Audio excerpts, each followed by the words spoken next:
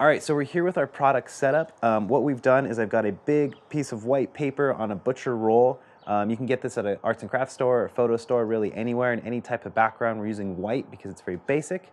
We also have a backdrop setup for it. Now, we have this because we shoot like this all the time, but if you don't have something like this, you can just attach it to a rod or a chair or a ladder or really anything, a wall. So you can really do this at home.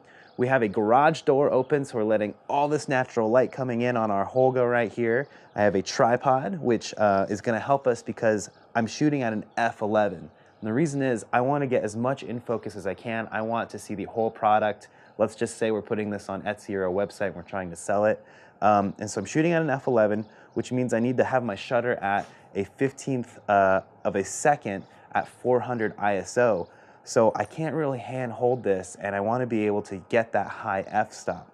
So right now I'm at an 18 millimeter on my kit lens. It looks great. I'm gonna go ahead and take a shot. Boom, there's our first product shot. It's pretty good. I'm actually gonna zoom in a little bit to get a little bit more in there, and I'm gonna drop it down to an 1/8 of a second. And that's gonna make the background even brighter because it's white and it's soaking up all that natural light. We're gonna make the white just look really clean, really professional. And I'm gonna take it again, autofocus, bam. Now take a look at this shot. This looks like a really nice product shot. I think actually I'm a little bit high angled on it, so I'm gonna come down a little bit. I wanna see more of the camera itself. Well, again, we'll adjust our tripod. We're getting a little shorter here. Aim it perfectly, and I can level everything here. Being on the tripod, I can go ahead and shoot this. If I had a remote, I would just use the remote. I don't have to touch it. And you can see this looks like a really nice product shot. Very easy, very simple to set up. I'm not even using any lights. It's all coming from outdoors. Sun's hitting the houses in the background and it's reflecting back in. Again, I'm kind of married by the daytime, but let's add a little bit more dynamicness to it. What if we want to control the light around this? So I want to design this shot a little bit better. Now, because we're shooting with outside light, I really have one big source coming in, and you can see in this photo, there's a little bit of shadow coming on the our right, this part of the camera over here. There's a little bit of shadow, and I kind of want to like kill that. I want to make the whole image look really clean, really lit. I don't have any lights on me, so what I'm going to use is bounce. I'm going to take that light coming in, I'm going to bounce it off another white source and have it fill in. Now you may remember in a 3-point lighting setup, we have the key light, and then we have a fill light to kind of get rid of those shadows and make it look really nice and even lighting. So I have a whiteboard over here. Now it's probably hard to tell from the video camera itself, but you can see this light is just bouncing a ton more. It's a bright white card that's bouncing more light in on it. Now, basically I can get it as close as I can to our image right here. And you can't really see, maybe you can see a little bit, you can see how it's filling in the shadows on the video camera. Phil, can you see that? Yeah. So you can see shadows. It's causing a lot of air, but no shadows. So if I just set this here, now normally you have a friend hold it, or you can lock it down with a clamp or lean it up against a stack of books or a chair or something. And I'm gonna go ahead and take the shot. Now if we look at these two images, compare this shot to that shot. Look how much cleaner it is now. It's just nice, evenly lit. It really looks like we have a professionally lit subject. It's a little bright to me, so I'm actually gonna come down in stoppage. I'm gonna go down to a 15th of a second, bring this back up. I'm gonna get it as close as I can before it's in my frame, right there. So we get maximum amount of bounce. Take the picture, boom. Take it with, take it without. And you can really see the difference in what having a bounce like that is compared to that. It's subtle, it's really subtle, but you can really see the difference in making it look going from just kind of a standard photo with shadows to what looks like a very professionally lit shot.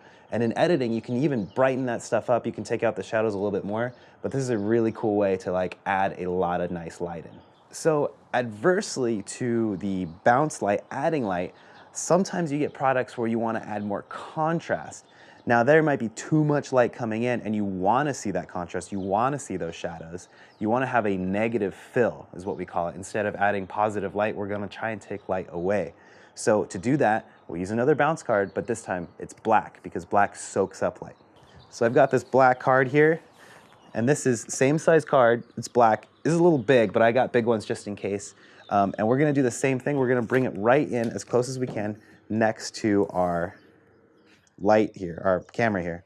And you can see how this is adding a ton of contrast and really taking away a lot of light from the subject as a whole. Take the picture, still a little dark. We're gonna bring it up to an eighth again, take a shot. Now let's take it away and we'll take a shot. Now let's compare these two shots. You can see how there's our normal contrast that we had at the beginning, and this is even added contrast. You can see it just adds a deeper, deeper contrast to the left of that lens, on the right of the camera, switching back and forth. It really adds a deeper contrast and allows shadows to wrap around the camera itself. Depending on what you're shooting, you may want that, you may not want that. It also depends on your style. I think it kind of looks cool in this camera because it adds some depth to it, but I also like the full light source too. It kind of depends on the style of what you're shooting, what your backdrop is, what your subject is. But it's another way to control the light and create contrast on your image. It's up to you on how you want to do it.